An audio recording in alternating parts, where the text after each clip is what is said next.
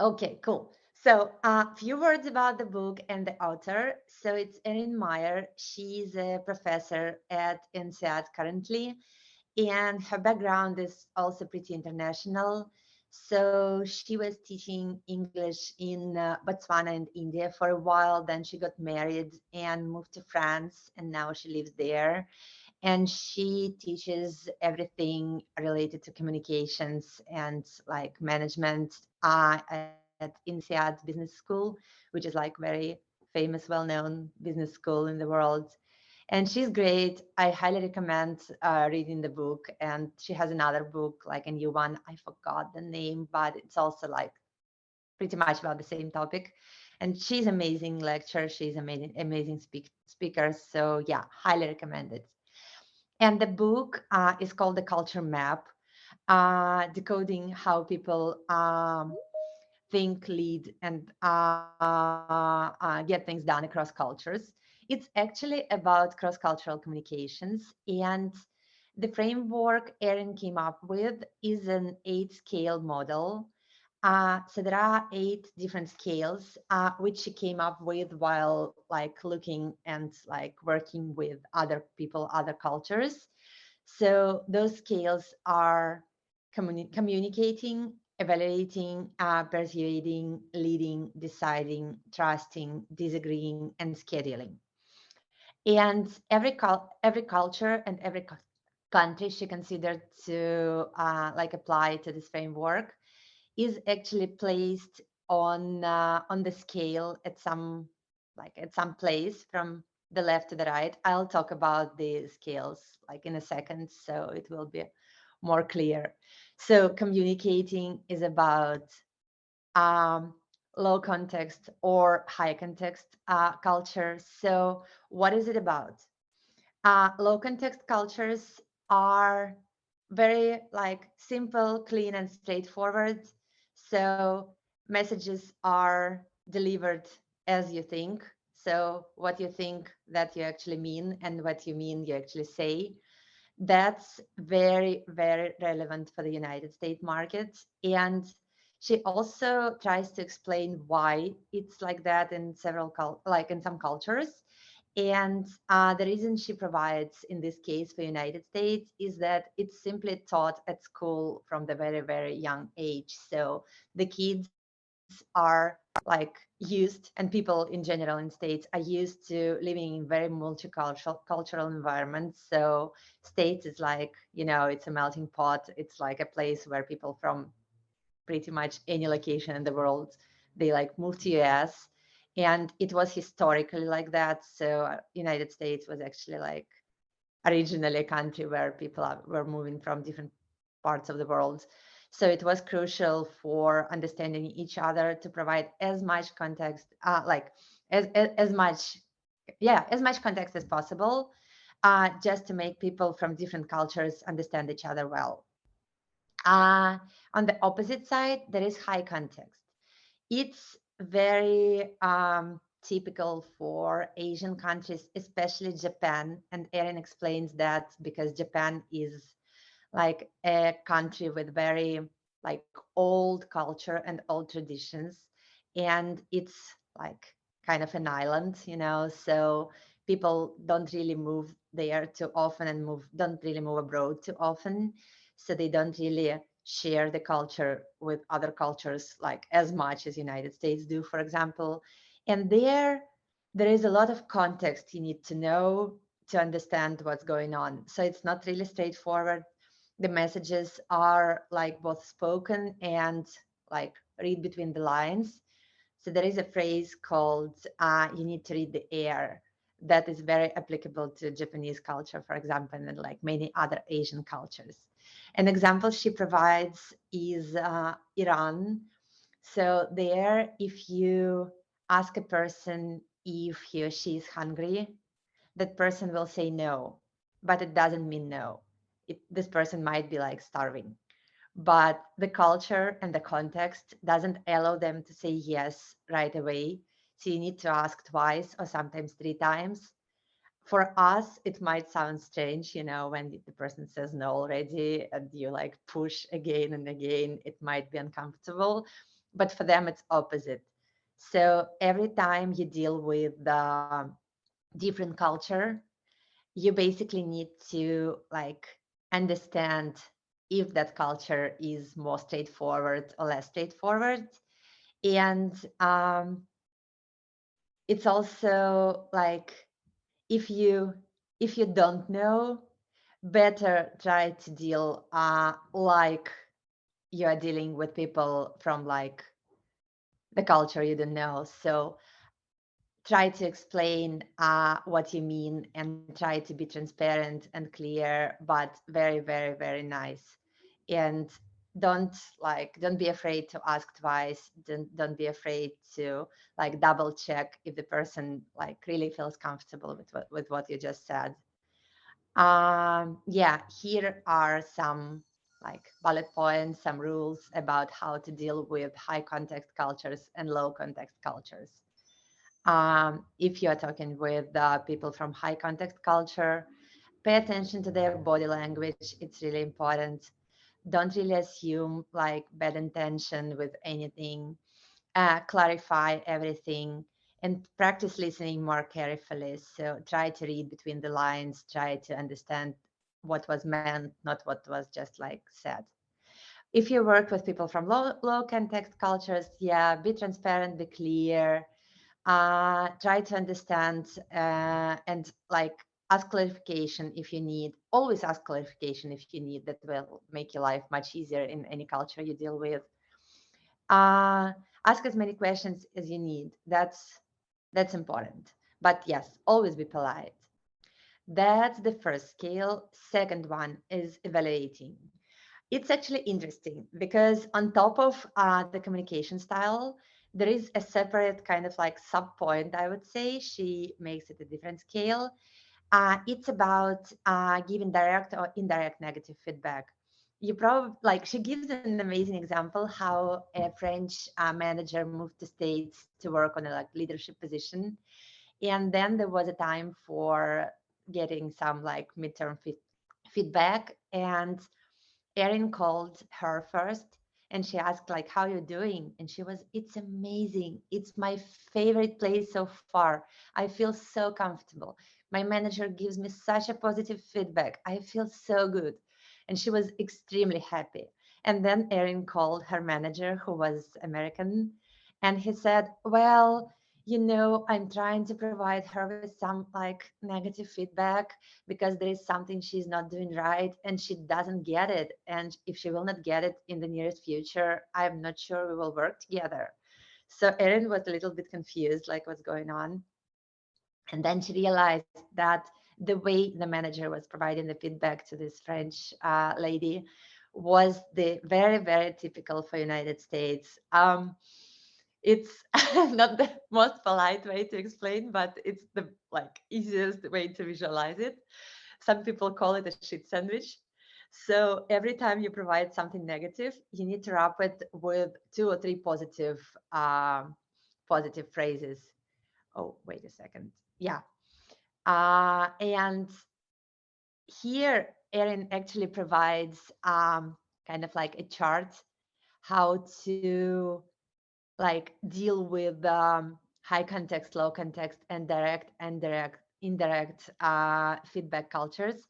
So you can see where it all is here.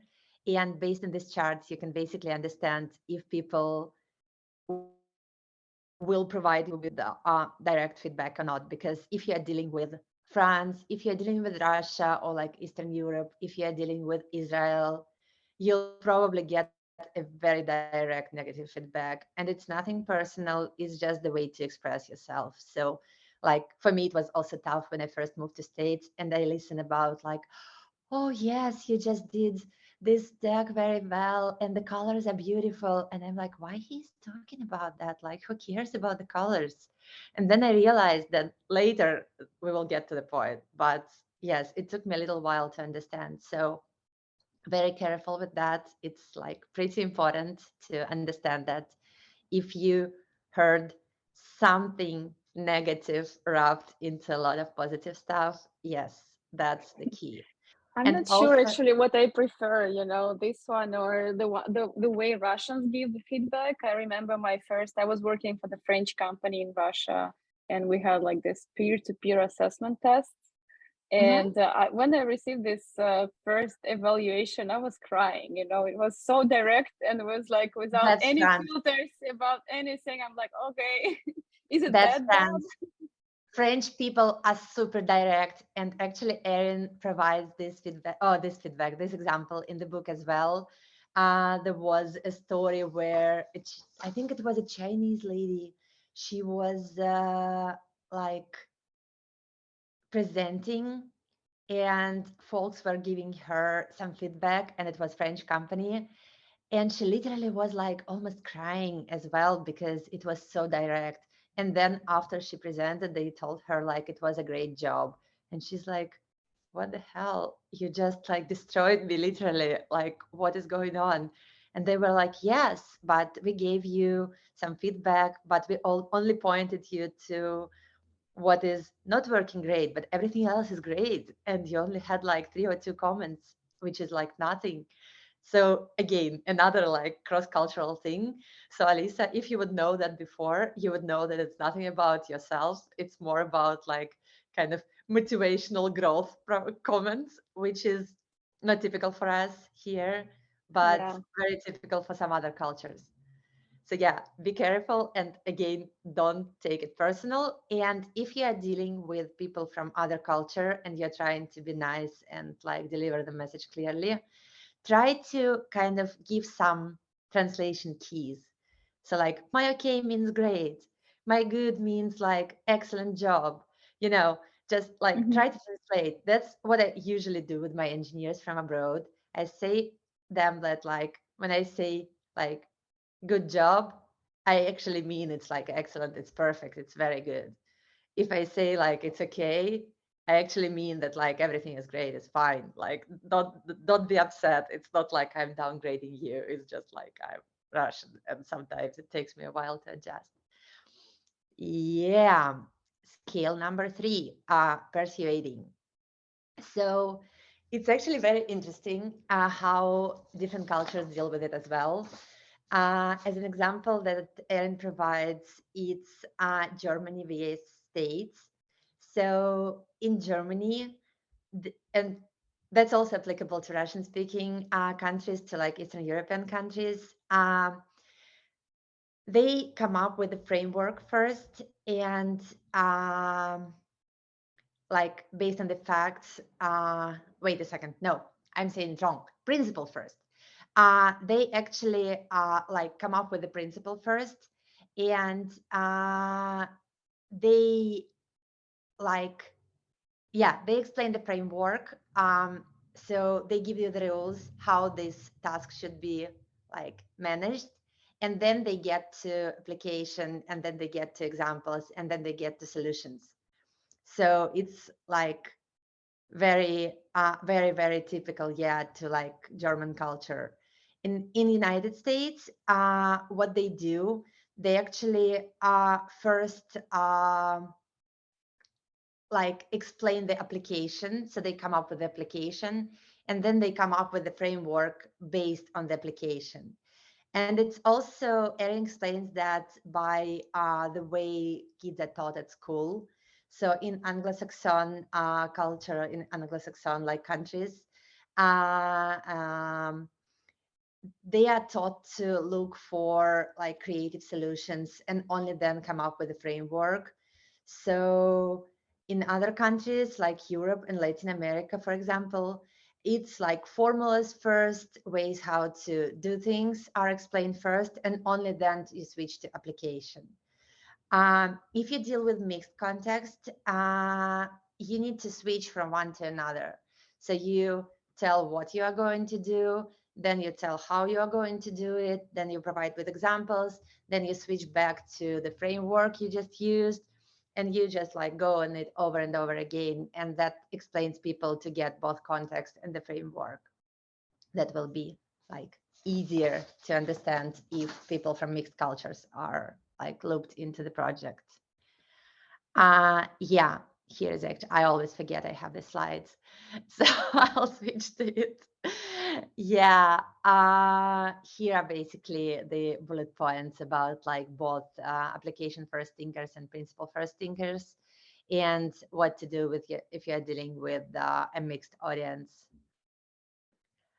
Okay, scale number 4, it's leading. So she comes up with like 2 directions, egalitarian and hierarchical. So in egalitarian cultures, there is almost no distance between the boss and everyone else. It's very, very typical to Finland. I used to work there for many years, and it's really funny. You can easily reach out to any person in the company, no matter which level that person is. So I could easily like go for a walk after lunch with like CEO of Nissan Nordic Europe in States. It's not very typical. In Japan, it will be impossible, but there it was super easy. You can literally like knock the door, even if there is a door. There might be no door at all for the like management office, and you can just say, hey, how are you, how are your kids, how is your dog, and he or she will respond easily, and it will be like no big deal at all. In hierarchical cultures, it's opposite. So the boss is the god. And that's how Erin actually explains the difference. She explains it based on the religions. So in Protestant religions, you don't need a middleman to deal with the god. You just talk directly.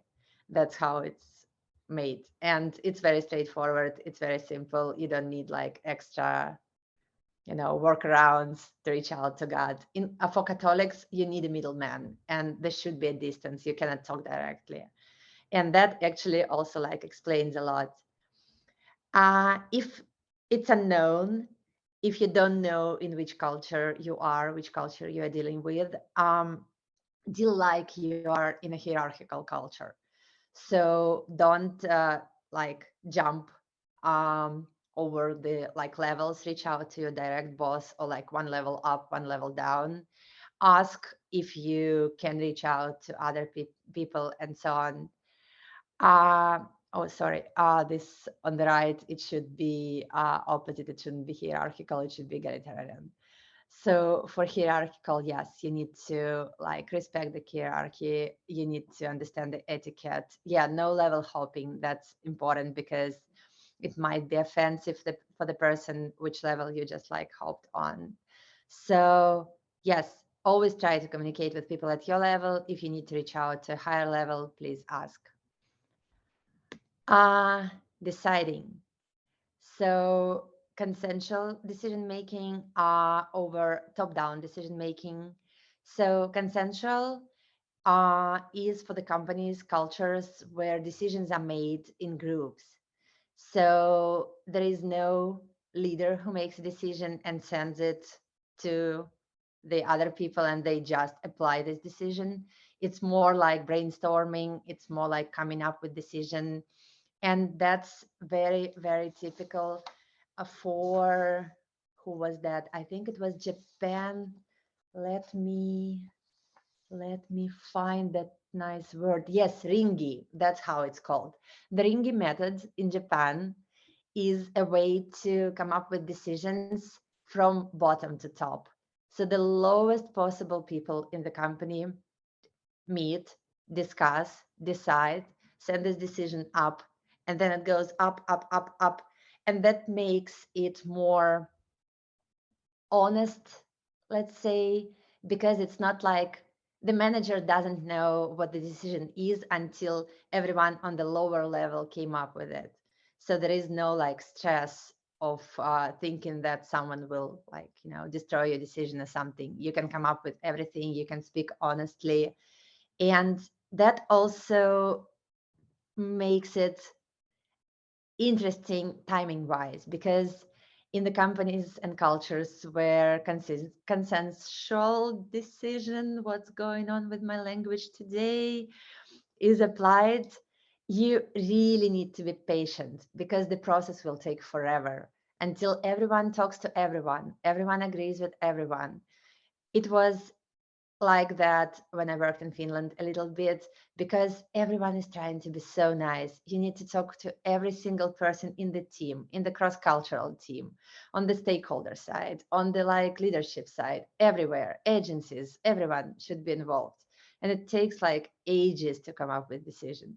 But once it's done, it's perfectly polished. Everyone is okay. Everything is good. And you just need to apply it, and there are no issues. Everyone knows what's going on. Everyone knows what we are doing. Perfect, smooth and perfect. I If you're think doing, it's sorry, Mhm. it's one of the challenges that DAO facing, like decentralized organizations, like how to make these consensual decisions and how to make them like efficient and quick. And this is one of the challenges that everyone is happy. And Yeah, yeah, this is a question we still haven't answered, but we are going to hopefully. it's actually a very interesting topic because for me, to be honest, it was a little bit annoying because, like, I am leading the project. I know exactly what should be done. Why should I spend this much time to explain everyone? And then I realized that it actually makes my life easier because in the top-down decision-making environment, which I was more used to back in Russia, Mhm. you just say, okay, you should do this, and people just do this. Magic. But a lot of like obstacles might be met during the implementation phase because you kind of like gave the direction, but the person who might do the application could not buy it from the like bottom of the heart. Yeah, And because if then they don't understand why you're doing it or e- like the reason, it's very difficult to find a motivation to do it. exactly. They might not understand the reason. They might not even understand the application because it could be absolutely clear for me as a manager, but it might be not clear for the person I am like talking to because that person might not have the experience I have or like the big picture I have. That person might not be in the meetings I've been. So it makes everything more complicated in the end. So I would say that if you are not sure what to do, try to like loop in people and try to be like careful with that. And yeah, uh Maybe if talk more about your reasoning and explain your actions when you're doing this top-down decision making process. exactly. And yeah, always try to be flexible no matter in which culture we are working right now. So if you're doing dealing with consensual decision making environment, be patient while the decision is being made. If you are dealing with top-down decision-making environments, be patient while the application process is happening because it might go back and forth again. And yeah, it will take time anyways. So just like try to remember that there might be different cultures. Cool, trusting. It's my favorite. So, and Erin explains this in a very funny way. So there is this like task-based way of trusting and relationship-based way of trusting. So in task-based, it's more like go from your head kind of approach. And that's how the example she provides was about, I think it was United States team and Brazil team. So they were about to partner and do some business together. And when United States invited Brazil to like meet and greet, they did a lot of presentations, a lot of documentation, a lot of like paperwork. And American team was super happy because it's clear and like everything in written, all the contracts, everything is like perfect. And Brazil was like, what is going on? We are not sure if we can trust those people. Like so many papers, but are they trustworthy? We don't understand that. But when a Brazilian team invited United States team to Brazil, it was all about parties, all about lunches, all about talking, some like team activities. And then it was time for United States team to be surprised, like, are we going to work here? What is going on? Why are we eating all day long? Like, what's wrong? And the explanation is very simple because in United States, they are like super on the side of like task based cultures. It's here in the very left corner. And they trust people when it's on paper. And Erin explains this in an interesting way.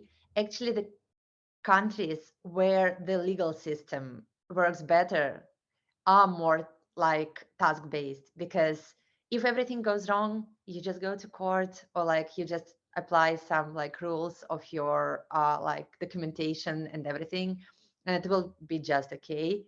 But relationship-based companies, why I'm saying companies all the time, cultures are about like friendships and relationships.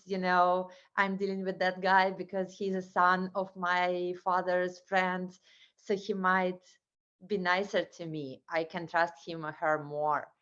That's the way how relationship-based cultures deal like work, because she explained that with not having like very straightforward legal system, especially like if you can see here, like Russia, Mexico, Brazil, Thailand, like, will you really go to court? No, you probably won't.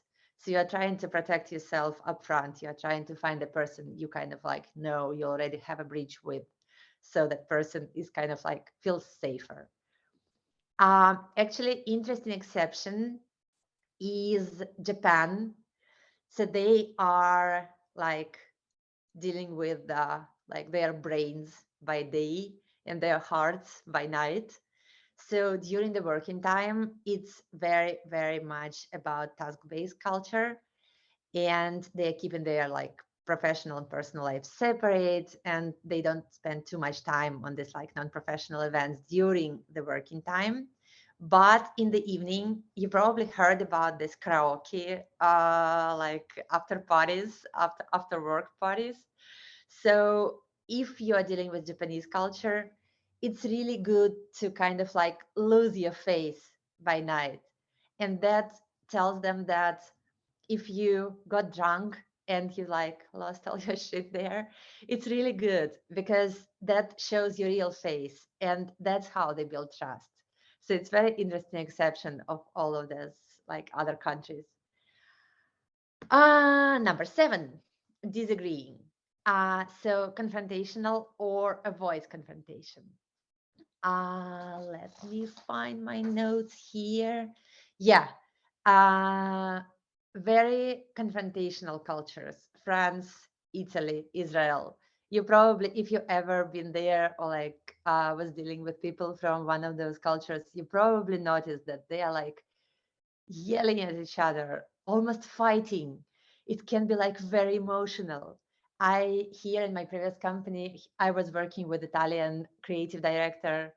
It was so much fun and it was so crazy. It was funny for me, but not funny at all for my American colleagues, because he could literally like, clap the door and like leave the meeting in the middle saying something like, I don't want to deal with you anymore. And everyone is like, what just happened? And then he came back 5 minutes later with another like slides and explained what we are going to do. And people were like so confused. He's Italian. We know about that. Some people might not know, and some people might think that it's like rude. But in reality, it's just not. It's just a different culture. Avoid confrontations. It's usually Asian cultures. So being confrontive is actually to destroy harmony, and it's a taboo. So you should be really careful there. And what Erin advises when you deal with new culture and you don't know what to do, it's always good to use it. Like adjust your language, avoid upgraders, and imply downgraders. So when you say that this lecture was a nightmare, for Italy, it might be fine because they understand that that it is how it is, like, right? It's like straightforward and honest. But if you are in a different culture, like in States, you probably saw a lot, like, this was a little bit of a nightmare, a tiny catastrophe.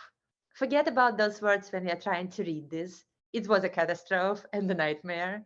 But Americans will be super careful about it. and Asians won't even like give you this super negative feedback and won't confront. So like be very careful with that. It's very, very easy to like look rude and angry, and that's actually applicable to like Russian speaking cultures a lot. People here sometimes think that Russians are like super aggressive, and that's how they see us, and that's where we can adjust to be more like understood. And the last one is scheduling. It's about linear time and flexible time. So it's also very like history based, and it really like it's affected by how the culture and country was developed. So, for example, in the United States or like in Germany, it's all about the industrialization and like applying businesses and working together like with timing wise. And Erin provides an example when she was presenting for the audience from United States. The guy who invited her, he was showing the cards with like minutes that are left until like her time will be over, so she will be right on time, because that's exactly what is valuable in United States. It's also applicable for Germany, for Nordic Europe.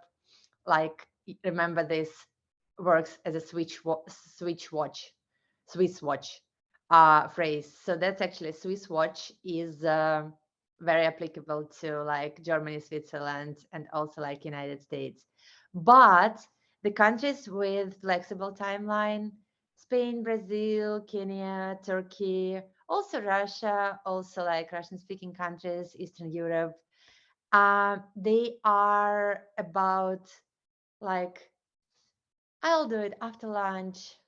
Uh, I'll do it once I finish this exercise, inshallah kind of way when the rain ends. And she also explains that by how this culture were developed. It's more like agricultural, it's more based on the circumstances. The circumstances change a lot. So you need some flexibility to apply the timeline. And that's also important when you deal with like new culture.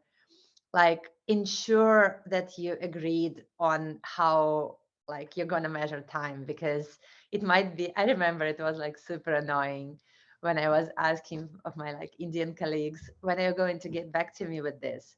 And they're like, yeah, we'll start working on it and we'll get back to you once we are done. I'm like, yeah, super helpful. And for them, it's very clear, like they will finish when they will finish. Like, what else do you want? So yeah, it's really, really, really important to agree on that. Yeah, and that's pretty much it. That all she says. And am I still presenting? No, I'm not. No, I am still. This Yay, meeting is we being got it. recorded. Perfect. Yeah, it was amazing and a lot of interesting information. And I can relate to most of the things that you said about different cultures, because I had some experience working for France with Italians. It beat like a lot with Russians and in US, and it's like definitely working. And I wish I knew this information, and it would help me to avoid some situations in the past.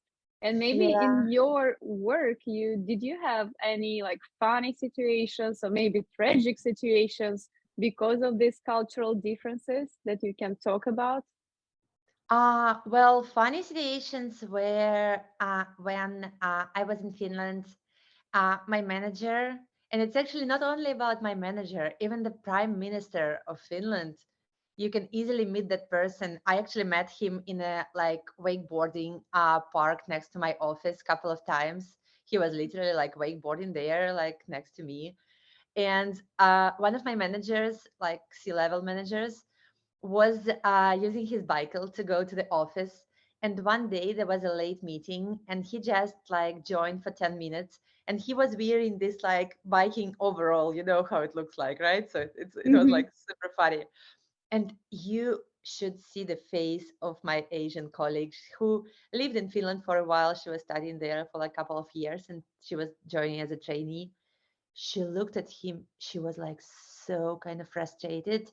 And then she was my friend and I was like, what's wrong with your face? She's like, he's ruining our reputation. I'm like, no, he's not. He's our guy. He's fine.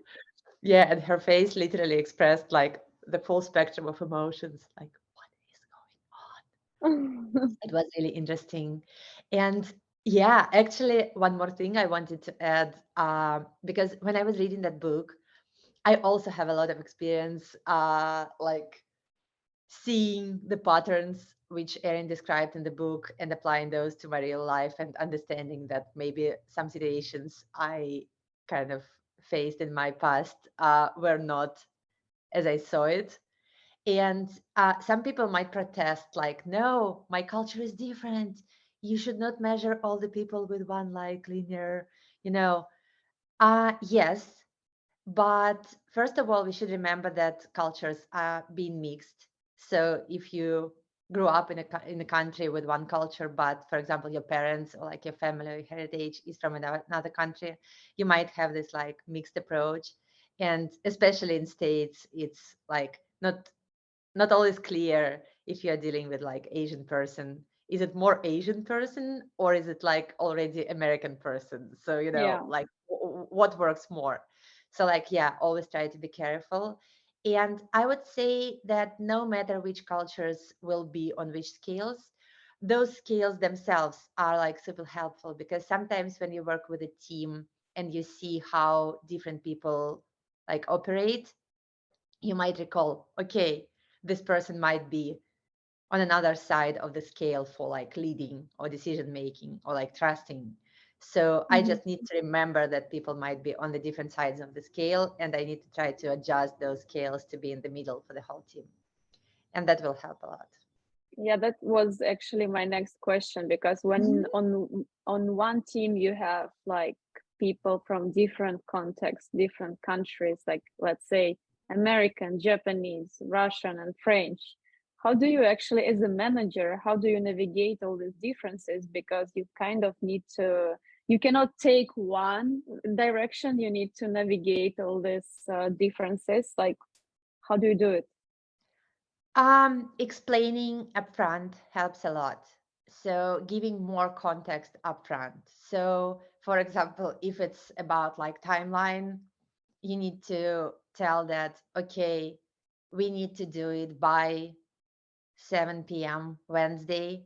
And it's very important that we finish exactly by that moment. And also in your head, in reality, it might be the deadline might be the next day, but you know that your team is like different. So they might not understand that. So you like add an extra gap day just in case. Or for example, if it's about like, I don't know, communicating like openly or not openly, you might also help the team to translate. So for example, if you have like an Asian person who goes like between the lines and you kind of get to the point what that person wants to say, you can translate it and say, okay, so what like Lisa just said is this and that, and let's apply it like this, and so other people can get the translation, can understand. Also, if you're not sure yourself, always be polite and ask, like carefully ask, did I just get you right? Did you mean this and that? And the person might say, oh yeah, that's right, or like, oh well, maybe a little bit differently, you know. And then you get, okay, that person is from like different side of the culture. So like be open, be transparent, always like repeat what you just understood, ask if you understood it right, double check, and try to be nice. If you're not sure, try not to be aggressive. I see Lulu also joined the call. Yeah, yeah, yeah. We have another member of our community here. Yeah. Yeah, so asking questions always help. Um, Always. and I don't have any other questions. Do we have any questions from participants? Julia, Katya, No, we don't have. Cool. Kate? I think there was a message from Katya. Oh, Thanks so much. It was very interesting and helpful. Thank you, Katya. It's not a Okay. question. Cool. Okay. It was Yeah, pleasure. thanks for joining. Thank you, Julia. It was super interesting. Thank And you we so will much. share the recording soon. And if we can have the presentation, we will share it as well with our Of course. community. Yeah, I'll share. Okay, Cool. perfect. Okay. Thank you so much. Have a great day. Everyone, you too. Bye. Have a good day. Bye bye.